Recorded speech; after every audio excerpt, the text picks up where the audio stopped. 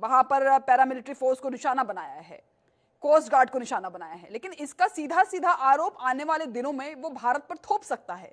और पहले भी जब उसकी जमीन पर कोई आतंकी हमला हुआ है, जो उसके ही पाले पोषे आतंकी रहे हैं, अगर उन्होंने हमला किया है तो कहीं ना कहीं वो उस भारत पर ये मरता हुआ जरूर नजर आता है।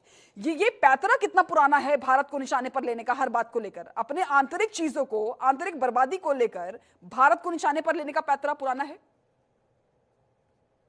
देखिए, ये ऐसा पैतरा है जो कि आर्मी को एक थोड़ा सा लीवरेज देता है पाकिस्तान की आवाम में। वैसे जो पाकिस्तान में भी लोग हैं उनको पता है कि ऐसा कुछ नहीं है।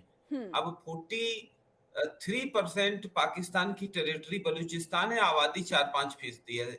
80% मिनरल्स वहां पड़े हैं और वहां के लोगों का आप एक पॉइंट में समझिए कि गैस सबसे ज्यादा वहां पैदा होता है। पूरे पाकिस्तान में के शहरों में गैस बलूचिस्तान से आता है और बलूच शहरों में गैस नहीं है।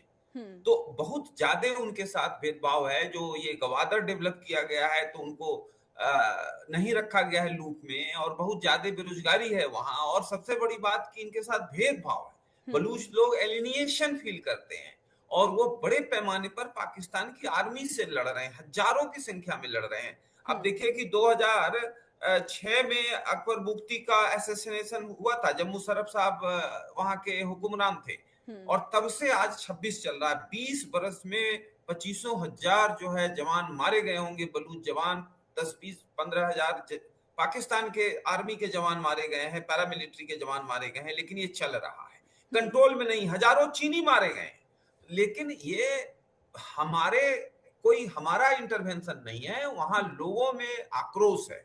उनको लग रहा है कि उनका जल जंगल जमीन लूटा जा रहा है, उनको कुछ दिया नहीं जा रहा है, उनको कॉन्फिडेंस में नहीं लिया जा रहा है। इंस्टीड ऑफ कि उनसे बात करके उनको मनाना एक तरीका है जो डेमोक्रेसी में ना लगाया जाता है, लेकिन इनको कुछ नहीं करना है, सीधे गोली मारना है। जी। तो गोली मारना है तो बलूच भी एक लड़ाका कौम है, वो भी गोली मारने में विश्वास करती है, तो वो मैदान में आए हुए हैं।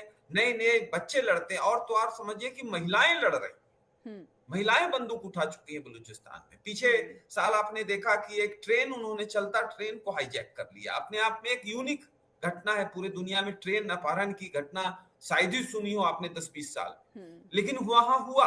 तो ये बताता है कि उनकी आंतरिक अपनी प्रॉब्लम है, इंटरनल प्रॉब्लम है।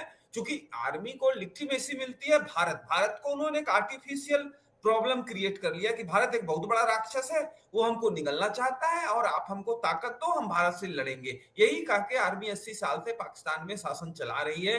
पाकिस्तान गर्त में चला जा रहा है धीरे धीरे, और आर्मी का जो दबदबा है वो पाकिस्तान को बर्बाद कर रहा है। अब ठीक है, थोड़ा सा आरोप भारत के खिलाफ मान लेते हैं, अफगानिस्तान ने आपका क्या बिगाड़ा है? अफगानिस्तान में क्यों इतनी मारा काटी आपने मचा रखी है? निश्चित तौर पर आर्मी को अपनी लिटिमेसी साबित करनी है, तो दुश्मन पालने पड़ते हैं। दुश्मन सही पालने हैं, गलत पालने हैं, झूठ के पालने।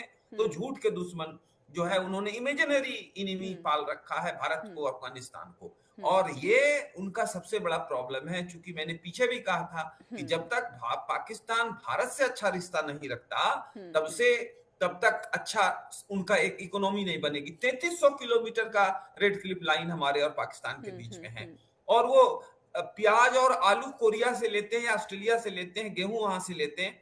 आने में जितना वक्त लगता है उसमें जितना किराया लगता है उससे कम में हमारी ट्रकें लाहौर, कराची, पेशावर देखिए, कुछ घंटों में पाकिस्तान पहुंच एक जाएंगी ऐसा डोर देश नंबर है, से। ऐसा तो मुल्क है उनको इस तरह से जो व्यापार नहीं सीमा करना पर चाहिए, शांति लेकिन नहीं उनको चाहता कौन है। समझाए?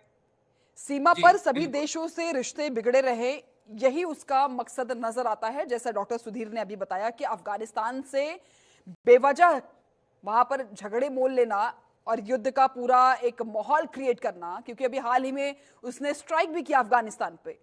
तो सवाल बड़े ही खड़े करते हैं कि आखिरकार पाकिस्तान जैसे आतंकी मुल्क का संबंध किन देशों से अच्छा होगा।